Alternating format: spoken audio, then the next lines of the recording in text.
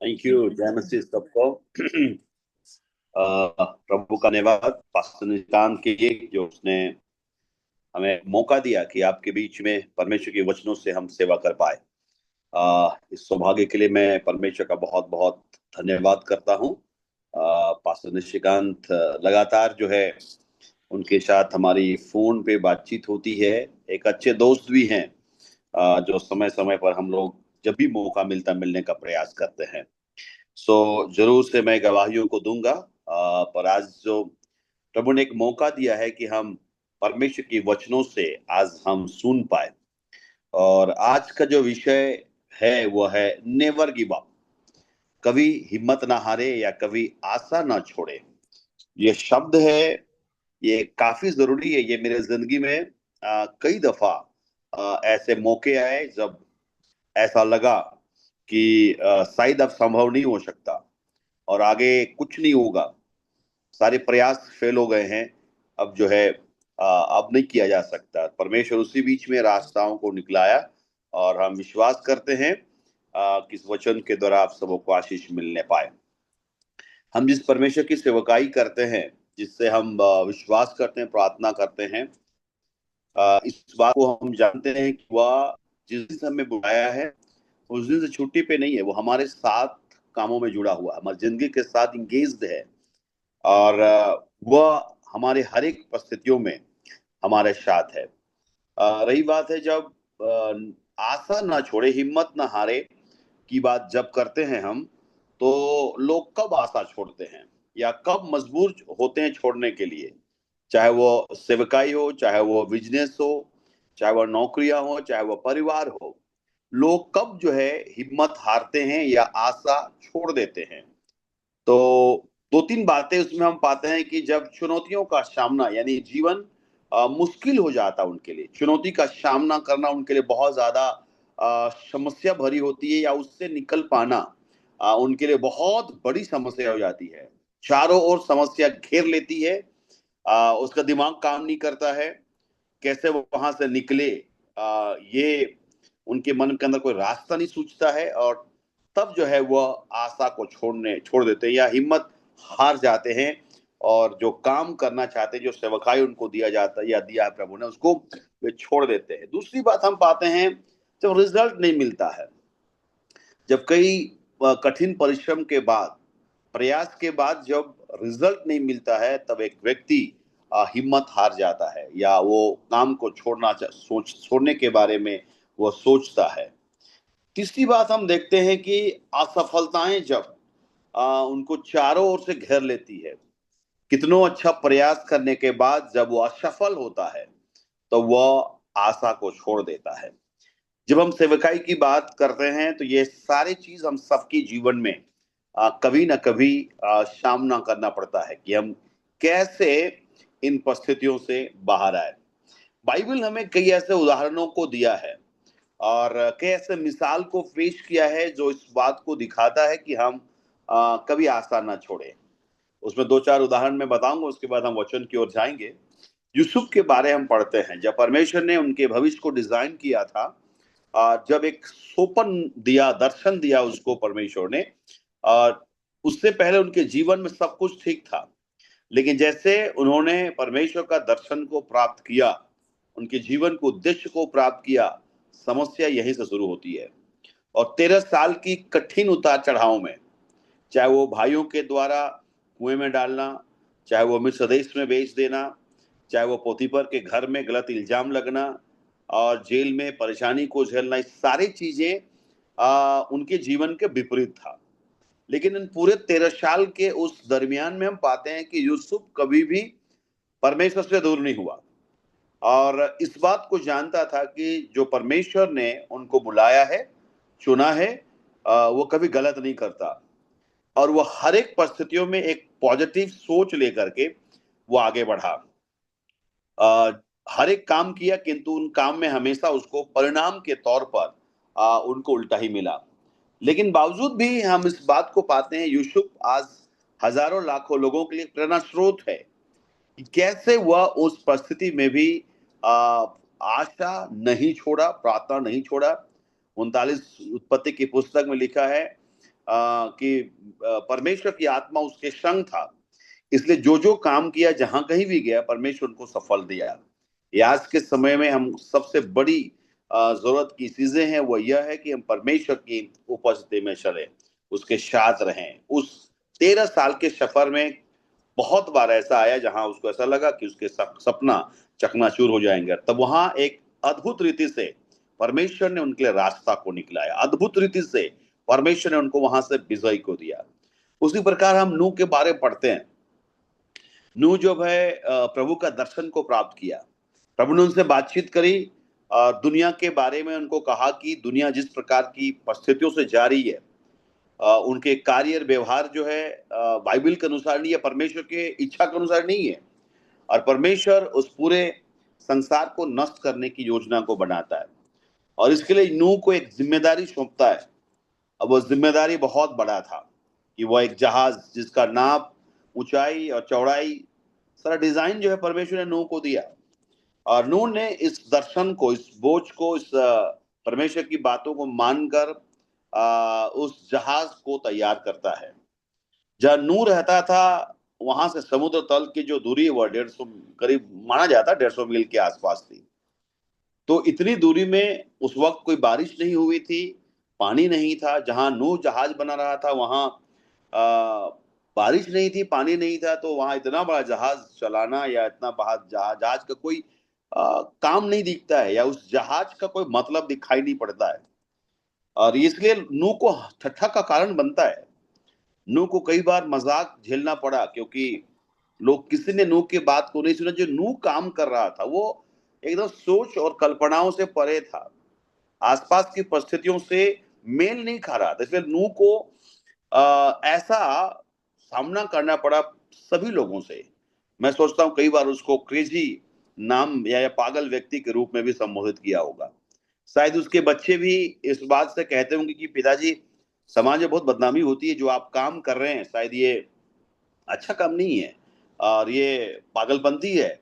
लेकिन नूह इन तमाम बातों को दरकिनार करते हुए परमेश्वर की बातों में, उनके कार्यों के लिए हमेशा फोकस रहा उस योजना के प्रति, और इसलिए हम पाते हैं कि नूह उस काम में आगे बढ़ता जाता है। लेकिन 120 साल कोई थोड़ा मोड़ा समय नहीं होता है।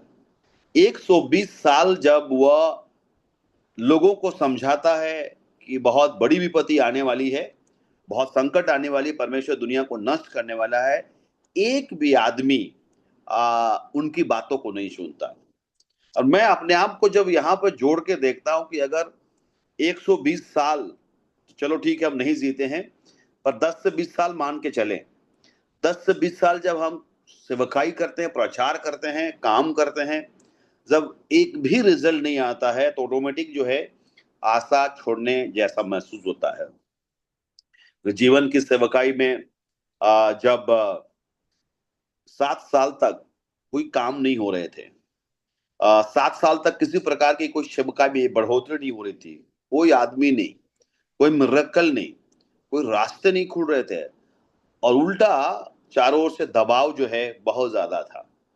और इस बीच में मेरे मन के अंदर भी जो है कई बार ये सवाल उठा कि प्रभु आप मुझे गलत जगह में लेकर आए, या मैं गलत जगह पे आया हूँ, शायद ये जगह मेरे लिए नहीं है, मुझे यहाँ रहना नहीं चाहिए, मुझे इस सेवकाई को यहाँ छोड़ देनी चाहिए। और तब इस 7 साल के सफर के बाद जब ऐसा मन के अंदर आशा छोड़ने या काम छोड़ने, सेवकाई को छोड़ने की बात आती है, तब परमेश्वर एक नया रास्ता बातचीत करते हुए निकालता है, और हम पाते हैं कि उसके बाद एक के बाद एक परमेश्वर रास्ता खोलता चला गया। परमेश्वर हमारे विश्वास योग्यता की भी टेस्ट करता है जब हम उसकी संगतियों में रहते, उसकी सेवकाई में रहते हैं। वो चाहता है कि हम उसके साथ एक घनिष्ठ रिश्ते को बना कर रखे, जैसा नूह 120 साल में एक भी आदमी उस पर विश्वास नहीं किया, किंतु तो भी वह अपने कार्यों में बना रहा। ये सिखाता है कि जितना दिन हम इस संसार के अंदर रहेंगे, जिएंगे, हम और आपको इस बात को सोचना समझना जरूरी है, चाहे लोग मेरी बात माने ना माने, लोग को साथ दे या ना दे, सेवकाई में बढ़ोतरी हो ना हो, किंतु मेरा फोकस है विश्वास योग्यता के साथ परमेश्वर के कामों को करना, विश्वास योग्यता के साथ उसकी योजनाओं को पूर्ण करना। साथ ही साथ हम पौलुस के बारे पाते हैं। पौलुस ने भी अपने जीवन में कर उतार पाया। पौलुस के बारे में ही इनफैक्ट हम देखने वाले हैं। और पौलुस ने भी अपने जीवन में ऐसी कई बातों का सामना किया। तो मैं उनमें से कुछ बातों को जो है हम आपके सामने रखना चाहते हैं। आप अगुए हैं, लीडर्स हैं, आप सब कोई दूसरा कोरिन्थ 11 अध्याय 23 से लेकर 29 पद जो है आप सबको बहुत अच्छी रीति से वाकिफ हैं। मैं पढ़ना चाहूंगा कुछ बातों कुछ पदों को, ताकि हम लोग जो है थोड़ा इस पर देख सके। पौलुस के बारे आप सबको ही इस रीति से वाकिफ है, क्योंकि पौलुस ने किस रीति से उस परमेश्वर के सुसमाचार को प्रचार किया, किस रीति से प्रभु के लिए अपनी उसके सुसमाचार कष्ट और दुखों को उठाया। तो ऐसा लिखता है दूसरा कोरिन्थ उसका 11 अध्याय उसका 23 पद से आगे, क्या वही मसीह के सेवक है? मैं पागल के समान कहता हूं, मैं उनसे बढ़कर हूं। अधिक परिश्रम करने में, बार बार कैद होने में, कोड़े खाने में, बार बार मृत्यु के जोखिमों में। 5 बार मैंने यहूदियों के हाथ से 39 कोड़े खाए। 3 बार मैंने बेतें खाई। 1 बार मुझ पर पथराव किया गया। 3 बार जहाज जिन पर मैं चढ़ा था टूट गए। 1 रात दिन मैंने समुद्र में काटा। मैं बार बार यात्राओं में, नदियों के जोखिमों, डाकुओं के जोखिमों में, अपने जाति वालों से जोखिमों में, अन्य जातियों से जोखिमों में, नगरों के जोखिमों में, जंगल के जोखिमों में, समुद्र के जोखिमों में, झूठे भाइयों के बीच जोखिमों में रहा। परिश्रम और कष्ट में, बार बार जागते रहने में, भूख प्यास में, बार बार उपवास करने में, जाड़े में उघाड़े रहने में, और अन्य बातों को छोड़कर जिनका वर्णन मैं नहीं करता, सब कलीसियाओं की चिंता प्रतिदिन मुझे दबाती है। 29 पद बहुत खास लिखता है, किसी की निर्बलता से मैं निर्बल नहीं होता, और किसके ठोकर खाने से मेरा जी नहीं दुखता। हमेशा ये वचन मुझको प्रेरित किया है।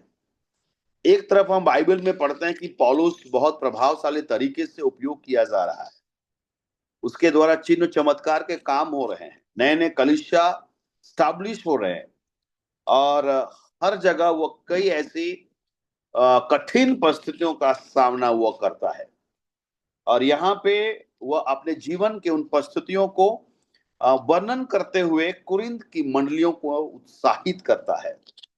जैसा मैंने कहा कि जब भी मैं परेशान और दुखी और निराश होता हूँ, ये वचन को मैं पढ़ता हूँ और अपने आप को मैं उस जगह लाने की कोशिश करता हूँ जहाँ पे पौलुस उस सेवकाई के दौरान अपने आप को रखा, और कैसे परमेश्वर ने अद्भुत रीति से पौलुस के जीवन में काम किया। तो यहाँ जो पौलुस जिस परिस्थिति को लिख रहा है, वहां कई सारे लोग जो है झूठे प्रचारक लोग झूठे प्रचार कर रहे थे, पौलुस को गलत साबित कर रहे थे, पौलुस को सच्चे प्रचारक नहीं बोल रहे थे। और पौलुस जो है उस प्रचार अपने प्रचार का डिफेंड करता है, वो उसकी रक्षा करता है। क्योंकि जैसे मैंने कहा कि कई सारे लोग उन पर आरोप लगा रहे थे कि पौलुस सच्चा सेवक नहीं है, पौलुस के साथ विपत्ति इसलिए आती है या इसलिए इन कठिनाइयों को झेलता क्योंकि वो सही दिशा पे नहीं, सही सिद्धांत में नहीं है। कई और आरोप जो है पौलुस के जीवन में लगाए गए। इस बीच में इस वचन को लिखते हुए अपने जीवन को तमाम कठिनाइयों को बयान करता है कि कैसे वह इस सुसमाचार में कष्टों को उठाया। तो आप सबको पौलुस के जीवन के बारे में वाकिफ हैं, कैसे परिश्रम किया, कैसे विश्वास में आया, कैसे पवित्र आत्मा का अभिषेक पाया, कैसे उपयोग किया गया। और यहाँ जो पौलुस जीवन में कठिनाई का सामना किया, परिस्थितियों का सामना किया, उसको कमजोर करने के लिए काफी है। ये आज के सेवकाई के संदर्भ में अगर बातचीत करें तो ये थोड़ा उल्टा मिलता है। आज के संदर्भ में हम इस बात को पाते हैं कि जो लोग सेवकाई में इस्तेमाल किए जाते हैं उनकी जिंदगी कुछ अलग होती है। पौलुस से उल्टा है, सेवकाई में इस्तेमाल किया जा रहा है, सेवकाई में सलामत के काम हो रहे हैं, किंतु साथ ही साथ जो कठिनाई और तकलीफ जो है उनके साथ जो चल रहा है वो अलग से बयां करता है। तो कहने का मतलब है कि जब पौलुस अपने कठिन परिस्थितियों में था तो भी उन्होंने उस सुसमाचार के उद्देश्य को, उस प्रभु के उद्देश्य को, जीवन के मकसद को कभी नहीं भूला। और लिखा है 29 पद में कि इतने सारे होने के बावजूद, इतने निर्बल और तोड़ने वाली बातें, मन को माने क्या बोलते प्रदूषित करने वाली बातें, लोगों की जो बातें हैं, जाति वाले भाई, अपने परिवार, जितने जो कठिनाई जो झेला, ये सारे पौलुस को सेवकाई को छोड़ने के लिए काफी था कहे, या उसको तोड़ने के लिए काफी था, उनको पीछे लौटने के लिए काफी था। पर 29 पद जो बात लिखा है वो हम सब के लिए बड़ा प्रेरणा स्रोत होगा। लिखता है, किसी की निर्बलता से मैं निर्बल नहीं होता, और जिसके ठोकर खाने से मेरा जी नहीं दुखता। आज के टाइम में मैंने बहुत सारे लोगों को बातचीत में सुनता हूं कि मेरे अगुए ने मेरे साथ ऐसा किया, मेरे लीडर ने मेरे साथ इस प्रकार ठोकरें रखी, मुझे ऐसा व्यवहार किया, ऐसा करना नहीं चाहिए, भैया को ऐसा करना नहीं चाहिए। ये सारी चीजें जो है हम सुनते हैं लोगों से। और पौलुस लिखा है, मैं ठोकर ही नहीं खा पाया। इतने ठोकर की चीजें रखी गई, इतने सारे चीजें रखी गई कि मैं सुसमाचार से पीछे हट जाऊं, मैं कलीसिया निर्माण का काम से पीछे हट जाऊं। ये पौलुस ने इस बात को लिखा कि इन सारी चीजें हुई, लेकिन कहता है मैं किसी के निर्बलता से निर्बल नहीं हुआ, और किसी के ठोकर रखने से मैं ठोकर नहीं हुआ। आज मैं इनकरेज करना चाहता हूं, आपको आपके लीडर्स ने नहीं चुना, आपको आपके अगुवे ने नहीं चुना, या कोई और नहीं रखा, प्रभु ने हम और आपको चुना है। और सिर्फ लीडर्स के कहने से हम निराश हो जाएं, ये अच्छी बातें नहीं होगी। हम और आपको जरूरी यह है कि हम उस बुलाने वाले, उस सुसमाचार में जो हमें नियुक्त करने वाले, या जिस काम को सौंपने वाले, जो उद्धार मुझे दिया है, हम उसको प्रसन्न करने के लिए, उसकी मनसा को पूरा करने के लिए हम काम करें। कभी ठोकर ना खाए। ठोकर वो खाता है जो कमजोर होता है। ठोकर वो खाता है जिनका ध्यान और फोकस सांसारिक बातों पर होता है। पौलुस ने इन तमाम चीजों का ठोकरें खाई, किंतु एक भी बातें ऐसा नहीं रहा जो पौलुस को उनके उद्देश्य से नीचे कर सके या उद्देश्य से भटका सके। मेरे प्रयोग मैं, जैसा मैंने कहा कि मेरे सेवकाई में भी 7 साल ऐसे समय रहे जो मुझे लगा कि मैं छोड़ दूंगा, काम नहीं करूंगा, सेवकाई नहीं हो रहे, आत्माएं नहीं बच रहे, किंतु प्रभु का धन्यवाद, उन परिस्थितियों में मैंने प्रार्थना जारी रखा, उस परिस्थिति में मैं प्रभु के साथ बना रहा। और आज प्रभु ने कई सारे कलीसियाओं को दिया, कई सारे अगुवे दिए। करीब इस क्षेत्र में जो है 35 से ज्यादा कलीसियाओं को प्रभु ने दिया।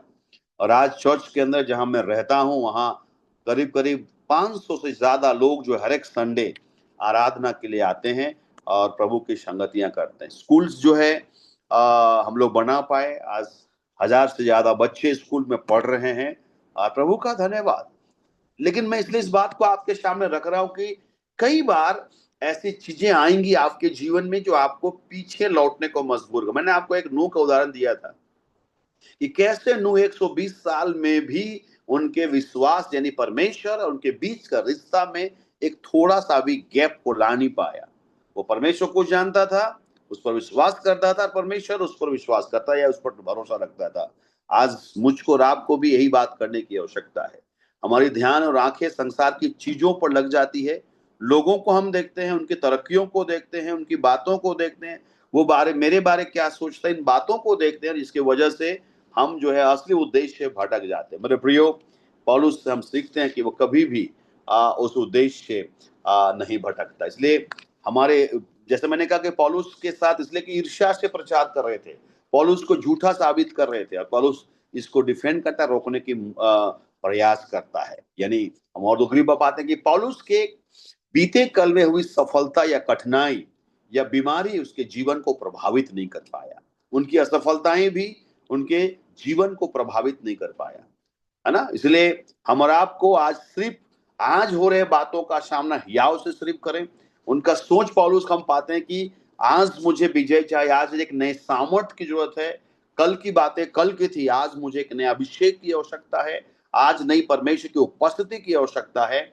और इसीलिए पौलुस जो है इन बातों पर बना रहता है। मेरे कहने का अर्थ है कि हमें आज जो हम करेंगे वो आने वाले कल को प्रभावित करेगा। इसलिए ये बड़ा सोच समझ कर हमको प्रभु के राज के लिए काम करने की आवश्यकता है। दूसरा कोरिन्थुस का 4 अध्याय उसका 8 से लेके 12 पद में भी हम पौलुस के जीवन के बारे में पढ़ते हैं कि कैसे पौलुस ने लिखा है, हम चारों ओर से क्लेश तो भोगते हैं पर संकट में नहीं पड़ते, निरुपाय तो होते हैं पर निराश नहीं होते, सताए तो जाते हैं पर त्यागे नहीं जाते, गिराए तो जाते हैं पर नष्ट नहीं होते। हम यीशु की मृत्यु को अपनी देह में हर समय लिए फिरते हैं, कि यीशु का जीवन भी हमारी देहों में प्रकट हो, क्योंकि हम जीते जी सर्वदा यीशु के कारण मृत्यु के हाथ में सौंपे जाते हैं, कि यीशु का जीवन भी हमारे मरणहार शरीर में प्रकट हो। यहाँ पुनः एक बार पौलुस इस बात को लिखता है कि कैसे उस परमेश्वर के लोग जो क्लेश तो भोगते हैं पर संकट में नहीं पड़ते, लेकिन निरुपाय तो होते हैं, निराश नहीं होते। आज के समय में सबसे ज्यादा सेवकाई में निराशाओं का सामना हम करते हैं। फाइनेंशियली प्रॉब्लम, चर्च में प्रॉब्लम, और भाइयों के साथ का प्रॉब्लम, सारे चीज हमेशा हमें निराश करने का प्रयास करता है। लेकिन पौलुस यह कहता है, कितनों भी निरुपाय होते हैं, कितनों भी हमारा सहायता या सहयोग सपोर्ट छूट जाता है, हमें कर दी जाती, तो भी ऐसा लिखा है, ऐसा लिखा है कि हम निरुपाय नहीं होते, निराश नहीं होते। सद लिखा है, गिराए तो जाते, नष्ट नहीं होते। ये है परमेश्वर की योजना। इसलिए मेरे प्रियो, हम और आपको इस बात को समझना है, चाहे वह कितने भी प्रकार की चीजें हमारे खिलाफ खड़ी हो जाएं, रणनीति खड़ी हो जाएं, गिराने की रणनीति साजिश रची जाए, जब तक हम और आप ना चाहे तब तक कोई नहीं गिरा सकता। यह परमेश्वर की मनसा है, तब तक परमेश्वर की योजना है। और इसलिए हम और आपको आवश्यक है, जरूरी है कि हम प्रभु में उन लोगों को आदर्श मानकर, जिन्होंने कठिनाइयों को झेला, उनके साथ जो है आदर्श मान करके हम चलते चले जाए। गलाती 6:9 लिखा है, हम भले काम में हियाव ना छोड़े, क्योंकि यदि हम ढीले ना हो तो ठीक समय पर कटनी को काटेंगे। वचन यह याद दिलाता है कि उन कठिनाइयों में हम धीरज धरते हैं, उन परीक्षाओं में धीरज धरते हैं, समस्याओं में बने रहते हैं, विश्वास योग्यता में टिके रहते हैं, तब लिखा हम सही समय पर हम कटनी को काटेंगे। क्या होता यूसुफ के बारे में अगर वह इन परिस्थितियों में जो आरोप उन पर लगाए गए, जो परिस्थिति का सामना किया, वो किया नहीं था, और उस परिस्थिति में अगर वह हियाव छोड़ देता, अगर वह हिम्मत हार जाता, या अगर वो सोचता कि छोड़ो, परमेश्वर मुझे नहीं देख रहा है, परमेश्वर देख रहा होता तो ये तमाम चीजें नहीं होती, मेरे भाई लोग मेरे विरोध में नहीं होते, पोतीफर के घर में मैं अच्छा काम कर रहा हूँ, यहाँ इस बिना गलती के मुझे सजा जेल भरना पड़ा, ये सब कुछ परमेश्वर मेरे साथ तू गलत कर रहा है, और वो हियाव को छोड़ देता। और बाइबल ऐसा लिखता है कि वह कभी भी हियाव नहीं छोड़ा, हिम्मत नहीं छोड़ा। इसलिए आज मैंने जो विषय का चुनाव किया हुआ है, नेवर गिव अप। चाहे वो परिस्थिति जो भी हो जाए, हम प्रभु में बने रहें, हमें रिजल्ट मिलने वाला है। जैसे शुरू मैंने कहा कि प्रभु मेरे साथ, मेरे सेवकाई, मेरे कामों में इंगेज्ड है, छुट्टी पे नहीं है, वो मेरे साथ बना हुआ है। और इसलिए हर एक परिस्थिति और परीक्षाओं में हम बने रहें, ताकि ठीक समय पर, राइट टाइम में हम कटनी को काटेंगे, ना समय से पहले। हम लोगों का इस आज के टाइम में जो 2 मिनट में नाश्ता बन जाता है ना, आधे घंटे में खाने आ जाते हैं, और 5G का स्पीड में काम करते हैं। और हम लोग भी चाहते हैं आत्मिक जीवन में भी कि सब कुछ ऐसे ही हो जाए, है ना, फटाफट फटाफट चुटकी मारते चले जाएं और एक करने जाए। लेकिन मैजिक नहीं है मिनिस्ट्री, प्रभु में आगे बढ़ना मैजिक नहीं है। प्रभु तय समय रखा है, और उस परिस्थिति में होकर ले चलेगा, वो साथ रहेगा, हमको तैयार करेगा, ताकि मेरे जीवन में मसीह समान चेहरा दिखाई देने पर लोगों के लिए, और मसीह की महिमा होने पाए, ये प्रभु की इच्छा है, ताकि प्रभु का नाम जो है हमरा आपके जीवन से ऊंचा होने पाए। इसलिए लिखा है, हम हियाव ना छोड़े, हम भले काम करने के लिए हियाव ना छोड़े, सुसमाचार प्रचार के लिए हियाव ना छोड़े, चाहे परिस्थिति हमारे विरोध में क्यों ना हो, चाहे हम आर्थिक तंगी का सामना क्यों ना कर रहा हो, हम चाहे और प्रकार की बातों का सामना क्यों ना कर, बाइबल हमें साफ साफ इस बात कहता है कि हम हियाव ना छोड़ें, तो हम सही समय पर हम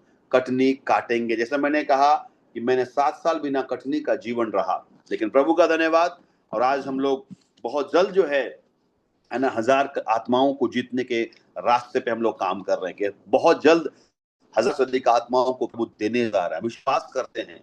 तो इसलिए मैं आज आपको इसलिए इनकरेज करना चाहूंगा कि इस वचन इस बात को सिखाता है, कभी हियाव मत हारिए। फेल होएंगे, असफल होएंगे, इसका मतलब यह नहीं है कि वह काम खत्म हो गया है, योजनाएं खत्म हो गई है, परमेश्वर हमें भूल गया है। नहीं मेरे प्रियो, वह हमारे साथ है, वह हमको इस घाटियों में भी ले चलेगा। बहुत अच्छा गीत हम लोग गाते हैं, भंवर के बीच में, है ना, कहता है तू थम जा। आंधियों तूफानों को भी प्रभु कहता है कि अब आंधियों के बीच में तू मेरी चट्टान है ना, बहते हुए लहरों में तू मेरा पांवों के निशान है।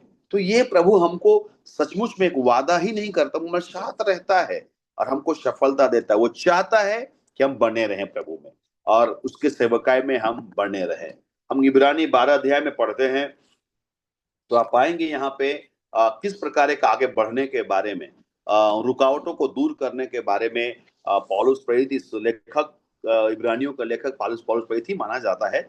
लिखा है 12:1 में, इस कारण जबकि गवाहों का ऐसा बड़ा बादल हमको घेरे हुए हैं, तो आओ हर एक रोकने वाली वस्तु और उलझाने वाले पाप को दूर करके वह दौड़ जिसमें हमें दौड़ना है धीरज से दौड़े, और विश्वास के कर्ता और सिद्ध करने वाली यीशु की ओर ताकते रहे, जिसने उस आनंद के लिए जो उसके आगे धरा था लज्जा की कुछ चिंता न करके क्रूस का दुख सहा और परमेश्वर के सिंहासन की दाहिनी ओर जा बैठा।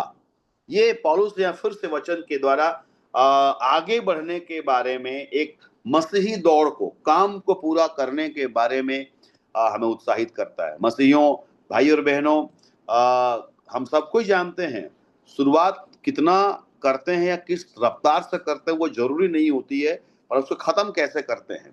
और मैं इस बात को मानता हूं कि शुरुआत भी यीशु ने किया है हमारे जीवन में और अंत भी वही करेगा। मेरा काम है जो बीच का है वह उसमें विश्वास योग्यता के साथ बढ़ा रहना, उनकी योजनाओं पर चले। यहाँ पौलुस कहता है गवाहों का ऐसा बड़ा बादल जब हमको घेरे हुए हैं, तो हर एक रोकने वाले, कौन सा चीज हम और आपको रोकती है कि हम मसीही दौड़ के बारे में, आगे बढ़ने के बारे में हमको सिखाता है कि हमें दौड़ना है और वह धीरज से दौड़ना है। तो मैं एक छोटी सी बात आपको, एक मैं किताब पढ़ा था कुछ साल पहले, मुझको अच्छा से याद है, जो माउंट एवरेस्ट में चढ़ते हैं उसके बारे में।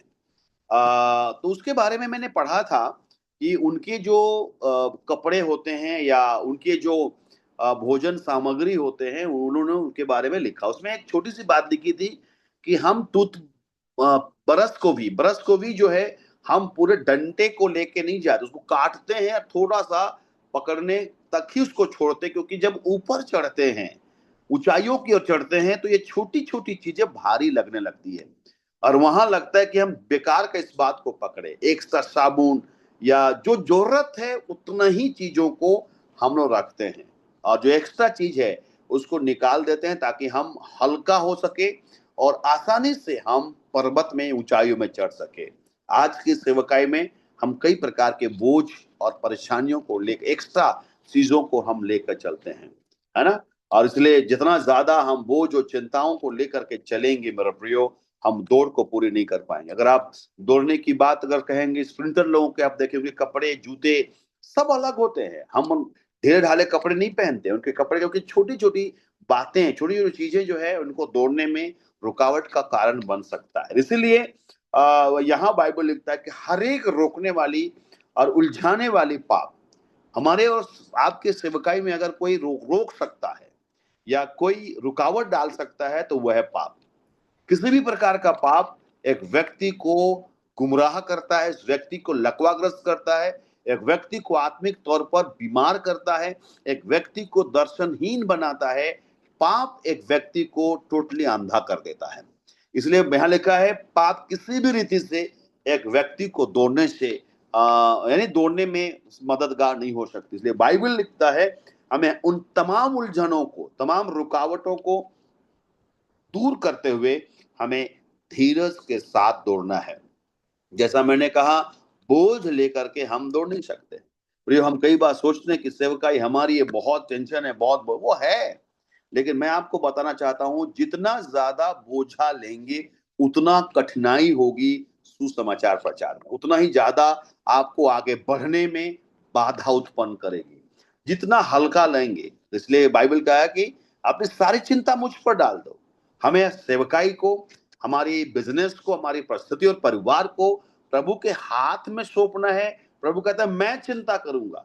इसलिए वो चाहता है कि हम टेंशन फ्री होकर, बोझ फ्री होकर के हम इस सुसमाचार प्रचार को पूरे 100% एनर्जी और एफर्ट लगा करके हम करें, ताकि हम एक रिजल्ट को प्रभु में हम देख पाए। और इसलिए यहाँ लिखा है उलझाने वाली सारी बातों को दूर करते हुए हमें आगे बढ़ना है। इब्रानी 11 अध्याय में हम पाते हैं विश्वास के हीरोज के बारे में, कि कैसे विश्वास के द्वारा उन लोगों ने सामर्थ के काम को देखे। हम विश्वास के द्वारा प्रभु के महिमा को हम देखते हैं उस 11 अध्याय इब्रानी में, कि कैसे लोगों ने विश्वास के द्वारा हनोक ने, हाबिल ने, नूह ने, अब्राहम ने, मूसा ने विजय को प्राप्त किया समस्याओं में, कभी रुके नहीं। इसलिए आज मैं आपको बताना चाहूंगा कि जब हम प्रभु के सेवक हैं, लीडर्स अगुए हैं, तो आइए इस कठिन परिस्थितियों में भी हम एक सामर्थशाली, प्रभावशाली इस दौड़ में हम दौड़ते हुए चले जाएं। और याद रखना है, सिद्ध करने वाले यीशु को ताकते रह जोड़े। यीशु मसीह हमारा उदाहरण है। इस बात को सोचे कि उन्होंने सारी परमेश्वर के सिंहासन या परमेश्वर की उन बातों को छोड़ दिया, जहाँ सुख और जो आनंद की बातें रखी गई थी, उन तमाम बातों को छोड़ दिया। और आज इस समय हमारा आपके लिए सुसमाचार प्रचार, प्रभु के वचन का प्रचार, उनकी कलीसियाओं को आगे बढ़े, इसके अलावा हमारा आपके लिए कोई बड़ा बिजनेस नहीं है। प्रभु ने बहुत बड़ी जिम्मेदारी हमारा आपको सौंपी है। और इसलिए परमेश्वर हम सबको आशीषित करे। और रिक्वेस्ट होगी कि जितना इस आगे बढ़ते हैं, हम सारे बोझाओं को प्रभु के हाथ में सौंपें। चीजें जो रोकने वाली चीजें हैं उनको दूर। कौन सी चीजें आपको रोकता है, हेडेक देता है, कौन सा चीजें आपको परेशान को, प्रभु के हाथ में समर्पण करें और आप दौड़ना जारी रखें। यीशु की ओर ताकते रहे, यीशु मसीह एग्जाम्पल मानकर दौड़ते रहे, पौलुस प्रेरित के एग्जाम्पल लेकर के दौड़ते रहे, ताकि हम एक दिन उस विजय मुकुट को प्राप्त करें। याद रखना है, प्रभु इसलिए हमको इस संसार में रखा और काम करने के लिए, क्योंकि वह हमको जो है एक रिजल्ट के साथ साथ मुकुट हमको, पुरस्कार हमको देने वाला है, और हमें उस पुरस्कार के लिए काम करनी है। इसलिए आज की सुंदर समय हम प्रभु का हम धन्यवाद करते हैं उन मौका के लिए जो आप लोगों ने दिया। पास्टर निशिकांत को बहुत बहुत धन्यवाद जिन्होंने मुझे इस मौके के लिए दिया। सो इस वक्त आइए अपनी आंखें बंद करें और थोड़ी देर प्रार्थना करें अपने जीवन के लिए, अपने सेवकाई के लिए, अपने परिवार के लिए, कि कैसे मौके आएंगे आने वाले दिनों में, या इस परिस्थितियों में होकर गुजर रहे हैं जहां आप किसी को बता नहीं सकते हैं, बहुत मुश्किल भरा समय हो सकता है। हम प्रार्थना करते हैं कि परमेश्वर आपको अद्भुत रीति से विजय देने पाए। हालेलुया। प्रभु जी, हम धन्यवाद करते इस समय इन प्रियों के लिए जो इस समय ऑनलाइन जुड़े हैं, जो प्रत्येक सप्ताह पिता परमेश्वर इस ऑनलाइन के माध्यम से जुड़कर एक दूसरे को इनकरेज करते। प्यारे परमेश्वर, तो आज के समय में सबसे ज्यादा अगर आवश्यकता वो है इनकरेजमेंट की आवश्यकता, क्योंकि चारों ओर से लोग कई सारे परिस्थितियों का सामना करते हैं, चाहे वो सरकार से हो, चाहे अन्य लोगों से हो।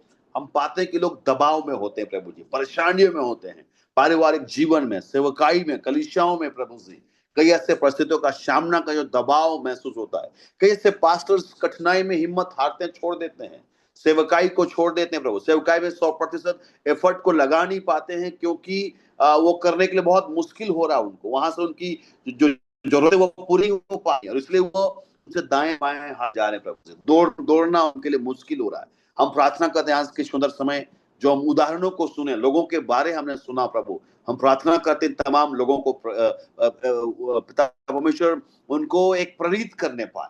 और यदि कोई यहाँ भाई बहन बैठे हैं जो कई सारे बोझाओं और परेशान चिंताओं में रह रहे, यीशु के नाम से समय उनके जीवन से मैं पवित्र आत्मा के सामर्थ को रिलीज करता हूँ, अभिषेक कर छू ले, ताकि प्यारे परमेश्वर उस बोझ से, उस चिंताओं से आजाद होने पाए, और लगातार प्रभु जिस मार्ग में, जिस काम के लिए चुना बुलाया है, उसको पहचानते हुए उसमें दौड़ते रहने के लिए सहायता कर, आगे बढ़ने के लिए सहायता कर। जैसे पौलुस ने कहा, मैं किसी की ठोकर खाने से ठोकर नहीं खाता, और इन दुनिया की कोई भी बातें मुझको निर्बल नहीं कर पाती। हमारी प्रार्थना प्यारे परमेश्वर, जब तक हम जीवित हैं, कोई ऐसी बातें पाई ना जाए, या कोई ऐसी बातें ना हो जो मुझे आपके सुसमाचार प्रचार की जोश को कम कर सके, आत्माओं को जीतने का जोश को कम कर सके।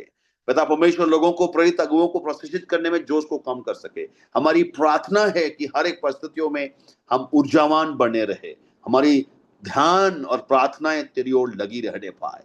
हम प्रार्थना करते यीशु मसीह के नाम से इन प्रियों के जीवन को समर्पण करते परमेश्वर, तो आत्मा का अभिषेक से इनको भरपूर कर पिताजी। हम प्रार्थना करते हैं लॉर्ड, तो हर एक की सेवकाई को आशीष दे। धन्यवाद परमेश्वर, धन्यवाद। विश्वास करने पाए कि सिद्ध करने वाले यीशु तो इनके संग है, जो पौलुस के संग होकर उनको विजय दिया, वो आज इनके संग है, ताकि नेक्स्ट जनरेशन प्रभु इनको उदाहरण मानकर चल ले पाए। हम धन्यवाद करते हैं आज की संगति के लिए, माफ की स्तुति करते हैं, सरादर महिमा जलाल आपको देते हुए प्रार्थना मांगते उद्धार करते यीशु के नाम से। Amen, amen, amen, amen. Thank you pastor ji. What you. Thank you pastor ji, बहुत अच्छे से। नेवर गिव अप, अपनी आशा को ना छोड़ें, हिम्मत ना हारे, हर एक परिस्थिति में, समस्याओं में, असफलताओं के मध्य में, है ना। यूसुफ नूह और पौलुस का बहुत अच्छा उदाहरण आपने दिया, और बहुत अच्छे से हमें समझाया कि हर एक चुनौतियों के मध्य में, हर एक परिस्थितियों के मध्य में हम उसे थामे रहें, अपने रचयिता को जो हमारा है, हर एक क्लेश के मध्य में, और हर एक उसमें जो है उसको थामे रहे, है ना। लिखा है, विश्वास से करता और सिद्ध करने वाले यीशु की ओर लगातार ताकते रहें।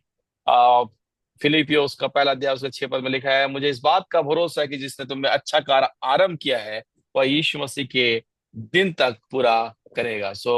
अब मैं बहुत बहुत धन्यवादित हूँ इस वचन के लिए। मैं बहुत व्यक्तिगत रूप से उत्साहित हूँ, और मैं आशा करता हूँ कि जितने भी लोग यहाँ जुड़े हैं और इस वचन को सुने हैं, अब वे सब आप आशीषित हुए होंगे। आप में से कुछ लोग जो लेट जुड़े हैं सोच रहे होंगे कि मैं तो सुन नहीं पाया, सुन नहीं पाए। आप जरूर, आपको जो है सुनने का अवसर मिलेगा यदि आज आप पहली बार हमारे साथ में जुड़े हैं, क्योंकि बहुत लोग जुड़े, बहुत डिवाइसेस जुड़े हुए हैं और बहुत लोग जुड़े हुए हैं। सो यदि आज आप पहली बार हमारे साथ में जुड़े हैं तो आप जरूर, मेरा नंबर जो है चैट बॉक्स में है, 9950464757। आप इसमें रिक्वेस्ट करता जय मसीह की लिख करके भेजेंगे, आपको जरूर जो है इसका इसका जो वीडियो रिकॉर्डिंग है आप लोग को दिया जाएगा। अगर आप पासबान है, सेवा में फुल टाइम के या अगुवे हैं, जो भी हैं, आप हिम्मत ना हारे, आशा ना छोड़ें, लगातार प्रभु में बढ़ते रहिए। बहुत अच्छे से प्रभु के दास ने जो है इस अपनी गवाही को भी दिया, 7 साल, है ना। और नूह के जीवन से 120 वर्ष, पर जो वो कर रहे थे वो लगातार उसे करते रहे, उसे छोड़ा नहीं, और प्रभु का धन्यवाद करते हैं कि प्रभु ने उन्हें इस्तेमाल किया। Thank you.